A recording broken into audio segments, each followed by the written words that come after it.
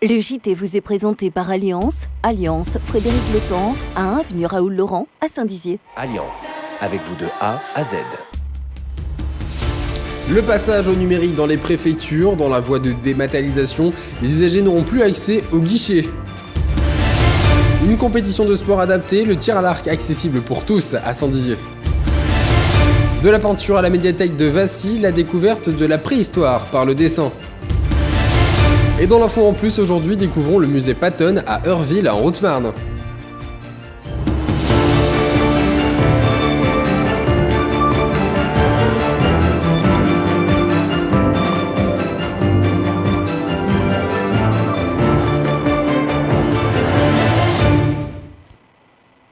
Samedi 11 novembre, bienvenue dans le JT de Puissance Télévision. Commençons ce journal avec la une de vos journaux locaux, le journal Voix de la Haute-Marne d'hier, titré sur la commémoration de la mort du général de Gaulle et sur la traditionnelle cérémonie d'hommage qui a eu lieu à Colombey-les-Deux-Églises, avec la présence de nombreux élus et politiques.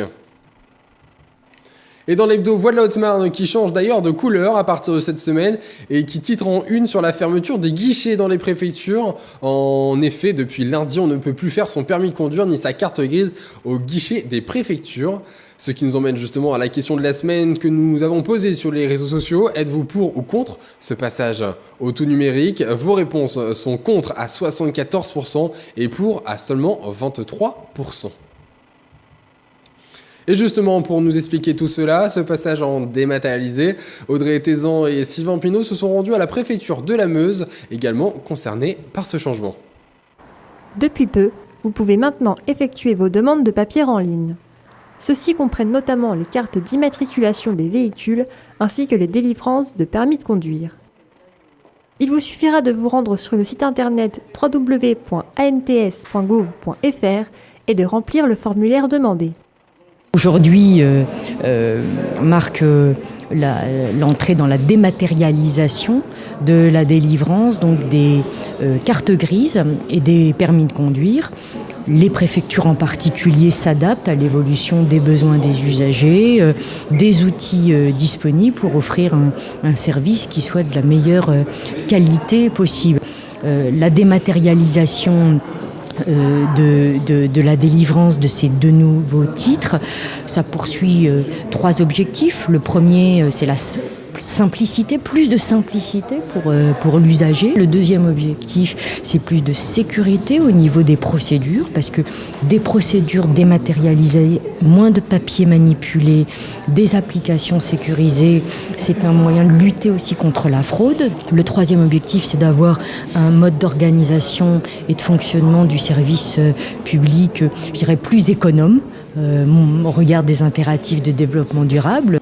Mais que toutes les personnes qui ne disposent pas d'une connexion Internet se rassurent, ils pourront toujours se déplacer dans toutes les préfectures et les maisons de service au public de France, où un agent sera présent pour les accompagner dans leur démarche. Donc du coup là nous sommes sur un certificat de non-gage, donc on va taper les numéros de la plaque d'immatriculation. Voilà, la première mise en circulation du véhicule, donc généralement ça se trouve sur la carte grise en numéro B. Juste en dessous le numéro de la dernière immatriculation qui se trouve en I. Et juste en dessous le nom de la dernière carte grise. Pour plus de renseignements, n'hésitez pas à contacter la préfecture de votre département. Et un petit point sport à présent, le gymnase Jean Moulin de Saint-Dizier a accueilli récemment l'association des Castors Bleus qui a organisé un tournoi de tir à l'arc adapté. Mais qu'est-ce que c'est ? Regardons ces images d'Audrey Thézan et commentées par Sylvain Pinault.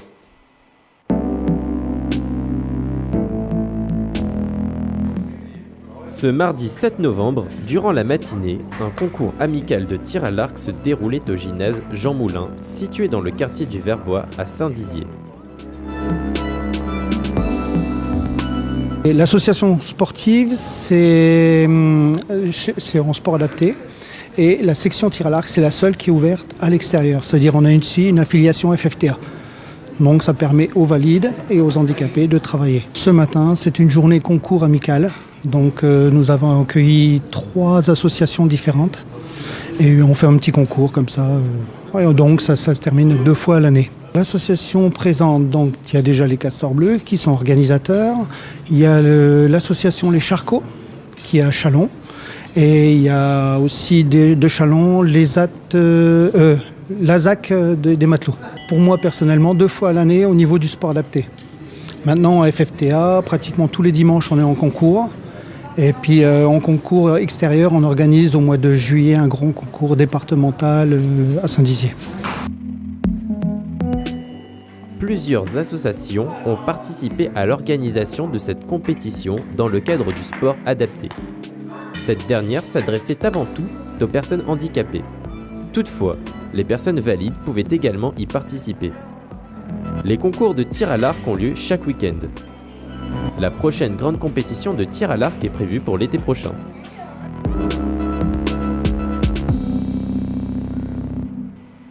Et destination Vassy maintenant avec des ateliers créatifs à la médiathèque à destination des enfants à partir de 3 ans. La transformation en homme de Cro-Magnon dessinant sur les parois reconstituées une découverte atypique de la préhistoire capturée par nos journalistes locaux.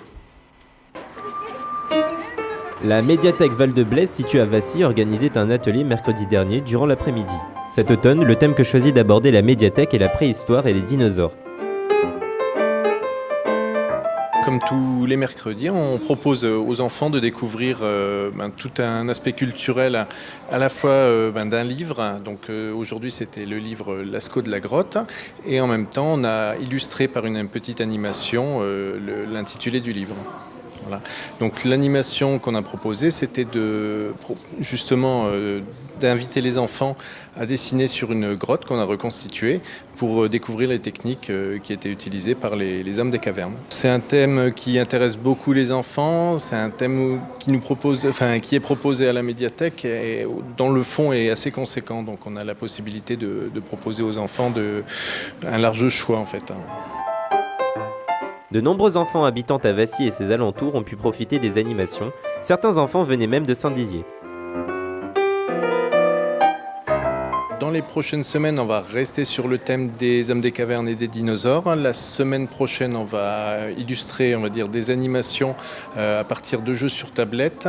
La semaine suivante, on va proposer aux enfants de donner vie aux dinosaures en partant d'un livre. On va travailler sur ce qu'on appelle la réalité augmentée et donner vie aux dinosaures à partir d'une application qu'on trouve sur tablette. L'animation qui porte sur la préhistoire et les dinosaures sera disponible jusqu'à la fin de ce mois de novembre.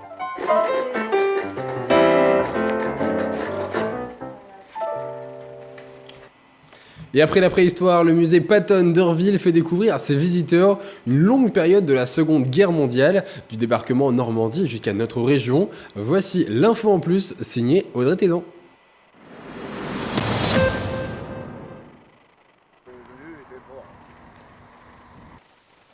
À Urville-Bienville, le musée privé Patton relate l'histoire du débarquement en Normandie lors de la Seconde Guerre mondiale et l'avancée des troupes américaines, britanniques et canadiennes jusqu'en Champagne. L'accent est plus particulièrement mis sur la 3e armée, commandée par le général Patton. Plusieurs dizaines de véhicules sont exposés, ainsi que du matériel de communication, du matériel médical, ou encore des documents d'archives relatant la libération des villes de la Haute-Marne et de l'Aube.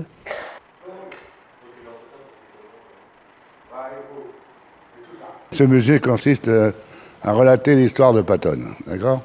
C'est suite au débarquement, qui a débarqué le 7 juillet 1944, voilà, en Normandie, et il est arrivé sur la Haute-Marne, donc j'explique à peu près tout sur la Haute-Marne en disant il a libéré l'Aube, la Marne et la Haute-Marne.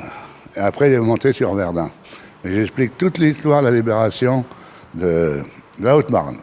On trouve toute l'histoire ici là, de la libération de Joinville, la libération d'Urville, la libération de Joinville, Saint-Dizier. Voilà, hein. On trouve toutes les histoires, tout est en détail. Hein. Là, on trouve à peu près toute la 3e armée, à peu près, pas tout, hein, parce qu'il y a les Jeeps Willis, il y a une Jeep Ford, il y a un Scout-Car de 1941, là, engin de reconnaissance rapide, il y a un Avtrac, il y a des JMC, il y a un canon de calibre 75, je veux dire, excusez-moi, il y a la série de Dodge, commande car, 6-6, 4x4 et ambulance.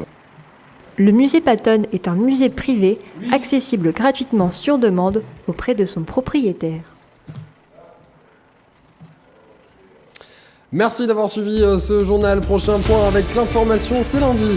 Dans l'essentiel de l'info, merci aux équipes qui réalisent ces reportages et ce JT. Excellente journée à tous.